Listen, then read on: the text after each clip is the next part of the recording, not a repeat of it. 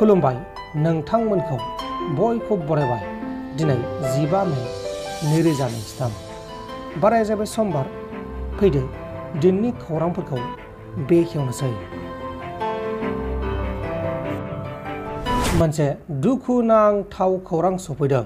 सासे बर' सुबुंखौ गावथारना गालांदों। थांनाय 13 मे खालार खालि फुंनि 9 रिंगासो समाव सनितपुर डिस्ट्रिक्टनि सिङाव थानाय राङापारा हालामनि उरहिला गामिनि थागिबि 35 बोसोर बैसोनि पुनेश्वर स्वरगियारि बिथांखौ सनाय रुपाय हाग्रामायाव बन लायनो थांनाय समावनो सोरबा सिनाय मोनै दुथांफोरा इनायै गावथारना गालांदों। अदेबानि गावथारग्राफोरा जाथायसालिनिफ्राय गावथारखांनानै खारखोमालांदों आरो बे जाथायखौ लानानै ओनसोलनि रायजो राजाफोरा गिखांनाय फोरमायदों। नाथाय बिथांखौ सोर गावथारखो, मानि जाहोनाव गावथारखो बेखौ दासिमाव रोखा खालामथ'नाय जायाखै एबा गुमुर मोनथ'नाय जायाखै। बिटिआरनि गंसे सोरखारि फाहामसालियाव जौ लोंदों आरो सिगारेट सोबदों। बेबो डक्टर आरो नार्सआसो जौ लोंदों आरो सिगारेट सोबदों। चिरां डिस्ट्रिक्टनि जोहोलाव सोमब्ला बसुमतारी सोरखारि देहा फाहामसालियाव जौ लोंनानै रंजानायखौ नुनो मोननाय जादों। फाहामसालिनि मोनसे रुम सिङाव डक्टरनि रुम सिङाव हर गेजेरनि समाव डक्टर आरो नार्सजों जौ लोंनानै रंजाखांदों। लोगोसे डक्टर आरो नार्सनि जौ लोंनायखौ रंजानायखौ भिडिअनि गेजेरावबो नुनो मोननाय जादों। डक्टर आरो नार्सआ जौ लोंनायजों लोगोसे सिगारेटबो सोबदों आरो बे जाथायखौ लानानै बनसु आफादा खौरांगिरिफोरनि गेजेराव गोख्रों रावजों सोंखारिदों। थारैनो सोरखारि देहा फाहामसालियाव मा जामारखो बेखौ सोरखारा मा दायथ' लागोन बेखौ फैबाय थानाय समावसो मिथिसिगोन। मेट्रिक आनजादखौ लिरखांनाय फरायसाफोरा आनजादनि फिथाइखौ माब्ला फोसावगोन बेखौ साननानै उसुगुदु जागासिनो दङ। बे समावनो आसामनि चिफ मिनिस्टार बिथाङा मैयाहाय फोसावदों। मेट्रिक आनजादनि फिथाइखौ फोसावसिगोन। सेबाया मेट्रिक आनजादनि रिजाल्टखौ मे दाननि एबा बे दाननि जोबथा सप्तायाव फोसावनाय जागोन होननानै आसामनि चिफ मिनिस्टार हिमन्त बिश्व शर्मा बिथाङा मैयाहाय फोसावनानै होदों। गुबुन जायगानिफ्राय फैनानै बारजुमनानै थैफैलाबायदों।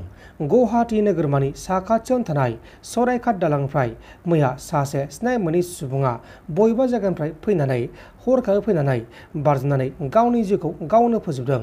उनाव बेनि गोथै सहखौ एसडिआरएफनि जवानफोरा बोखांनानै बेनि गोथै सहखौ पुलिसनि आखायाव गथायनाय जादों।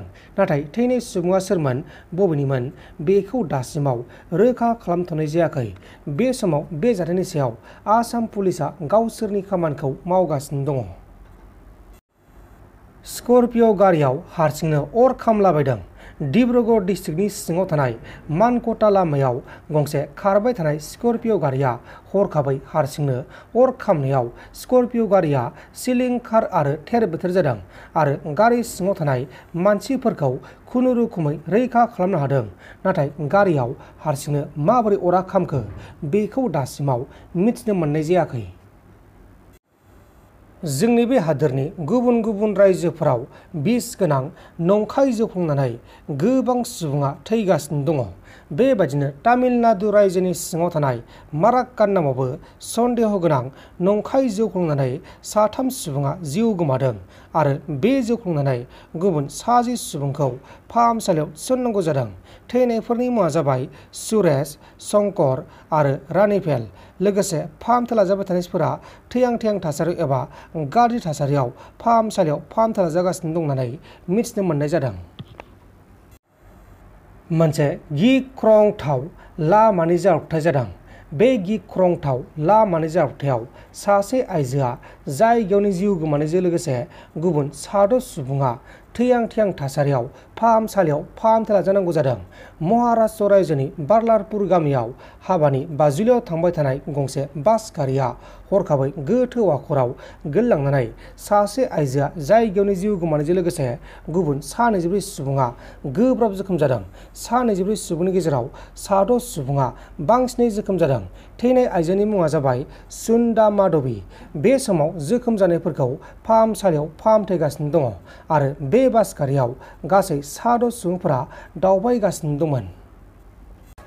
नोंथांमोन दासिमनि माखासे खौरांफोरा बेखिनिल'मोन। बेखिनिसिम नायनायनि थाखाय नोंथांमोननिसिम रोजा रोजा साबायखर। गोजोन्थों। एसेनोसै। जै बर' हारिनि